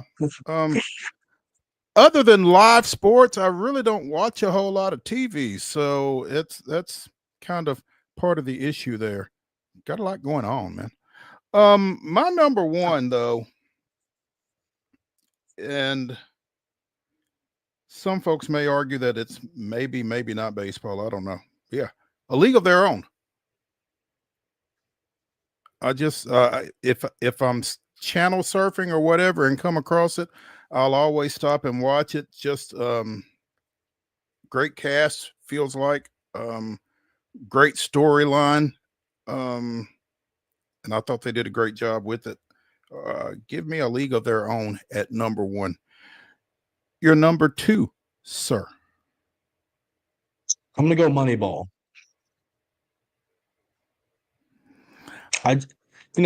Tony kind of mentioned it. I just like the storyline. I like the inside of it. I think Moneyball is a really good baseball movie. If that's on, I'm not gonna stop not watch it. If that makes sense. I'm not. It makes. You're not feeling my list. You're not feeling it. I've just always kind of was skeptical about how that book. It was a great book, well received. Michael Lewis did a great job with that. I was just. I couldn't figure out. It was so analytical that I couldn't figure how that was going to translate into, a movie. And still haven't. Yeah. So, but yeah, again, a lot of people kind of swear by it. So it's a good pull. You're difficult. You're hard to please. Kinda. I'm a little picky. My number 2, I'm gonna go with 42. Some of the reasons I guess are obvious. It's the story of Jackie Robinson. I feel like Chadwick Boseman did a great job in that, kind of depicting that situation. And time, period movies like that just, I guess, kind of do something for me. So give me 42 at number 2. Your number 3? I'm gonna go Bull Durham. At one time, Bull Durham probably would have been on my list. I think I've kind of been a little overexposed to it. It's hit the bull. Obviously, yeah, win a stake. Don't think you only hurt the team, all that stuff. Yeah, a lot of great lines. Just, I don't know. Maybe, I guess, like I said, I think maybe I've just been a little overexposed to it. It hasn't done as much for me the last couple of times that I've come across it as it did early in its career. So, I tell you, my number 3, and it'll kind of come out of left field probably, but I'm kind of a sucker for anything that involves Bernie Mac. So give me Mr. 3000. Okay. If you've not seen it, you need to see it. I mean, if you're if you're a Bernie Mac fan at all, then you got to see it. But I mean, Stan Ross gone too soon. For sure. Stan Ross comes out of retirement because they audited his hits and found out that he did not have 3,000, and so he comes back to get whatever he needs to get there. It's pretty far-fetched, but again, it's Bernie Mac, so give me that.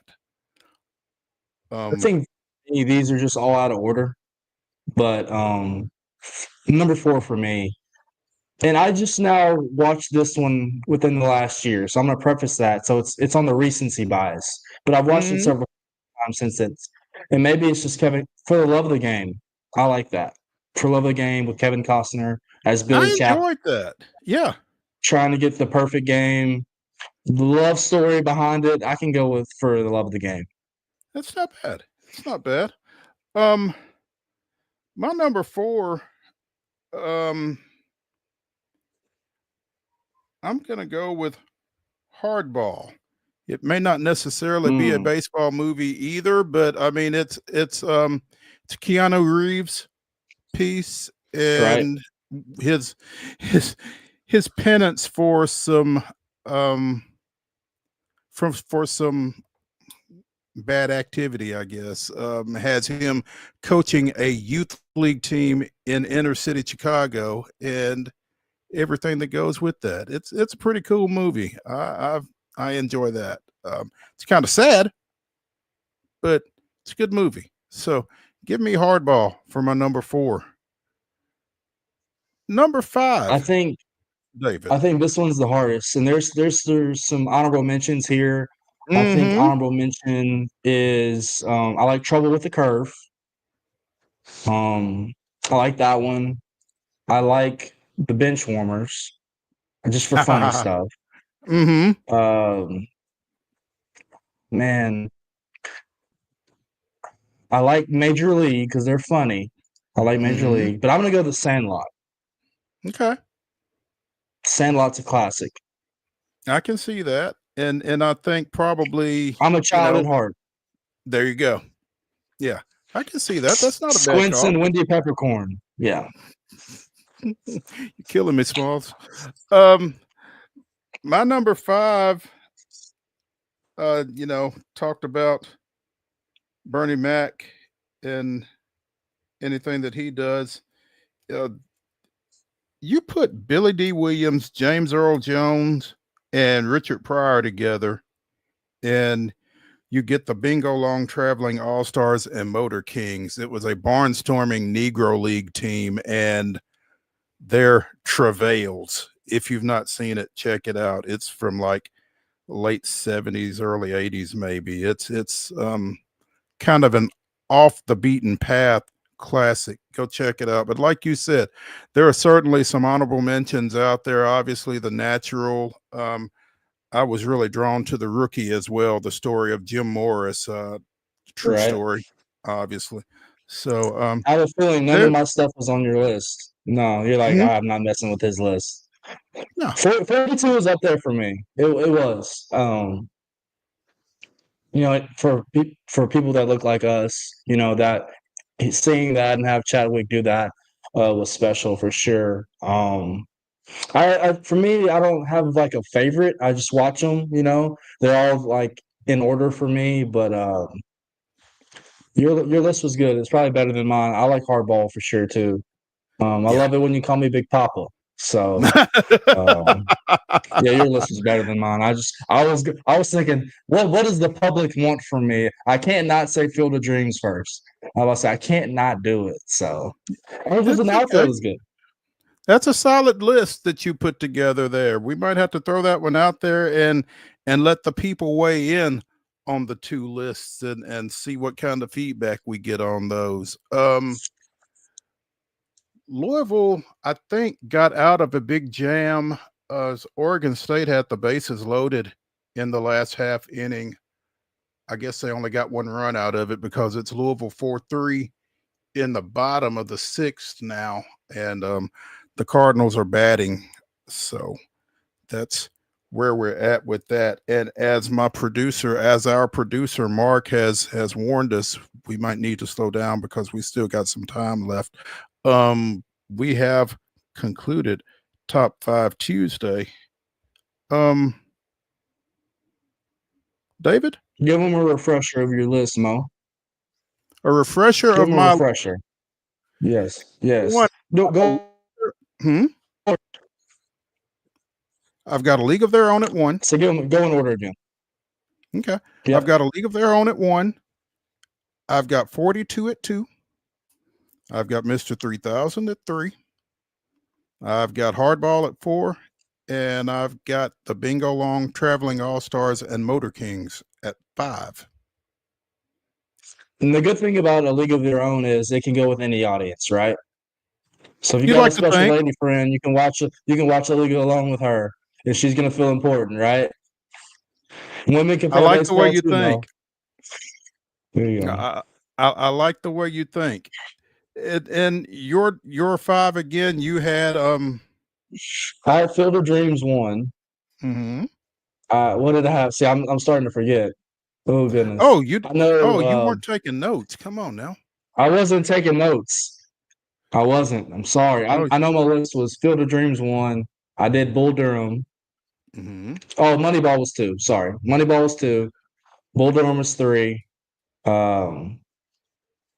Sandlot was 5, and I forgot 4. I'm supposed to be the young man, but I'm supposed to have the good memory.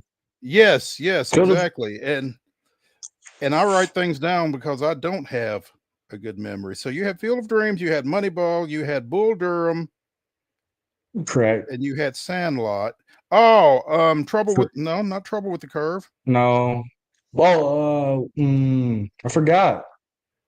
You had Love of the Game. Oh, For the Love of the Game, that was 4. For Love of the Game was 4. And what was Correct. 5? Sandlot. There we go. There we Okay. go. That's it. There we go. I got the childhood classics on there. Yeah, Mark's making fun of me that I had 3 Kevin Costner movies. Well, if it makes him feel any better, though, I think you had all of the Kevin Costner baseball movies. Field of Dreams, Bull Durham, and For Love of the Game. I don't think you missed any. So basically, you're a Kevin Costner guy. I don't want to say that, but I mean, he just played great roles in baseball movies. He's a great actor. So, I don't have a problem with Costner. Yeah. Other than Yellowstone. For the Love of the Game snuck up on me. That's been within the last year. So it's not bad. I need to see Trouble with the Curve. I meant to see it and never did. That's got some Braves background to it. So yeah, and Clint Eastwood in a baseball movie. I mean, it kind of feels like a can't miss kind of thing. So definitely need to check that out as well. Were you never a major league guy? Enjoyed it. I mean, I liked all of those. I just think I kind of like those other ones better. But yeah, Major League 1 and 2 in particular. Major League 3 kind of felt like it was kind of forced a little bit. But no, I didn't necessarily have a problem with either of the major leagues. The premise was a little much, but no, they were cool. Which one did you like better? 1 with Wesley Snipes or 2 with Omar Epps? I like 2 better. I like 2 better. Okay. But 1, is there any movie better than the original though? That's what I would say. Very rarely. Like Very rarely. Yeah. That's what. Yeah. So yeah. But I think they couldn't afford Snipes the second time around. So again, that's Top 5 Tuesday here on Main Street Sports Today, presented by the Tennessee Orthopedic Alliance of Columbia. And we're going to take about a minute off. We're going to shut it down. Mark, clock out. Come back and see us tomorrow at 2:00. We'll be joined by Teresa Walker of the Associated Press. We'll talk some Titans and some Grizzlies, most likely with her. And we will also have Heather Williams talking a little NASCAR. So again, tomorrow, 2:00, right here on Main Street Sports Today. We'll see y'all then. Y'all have a great Tuesday.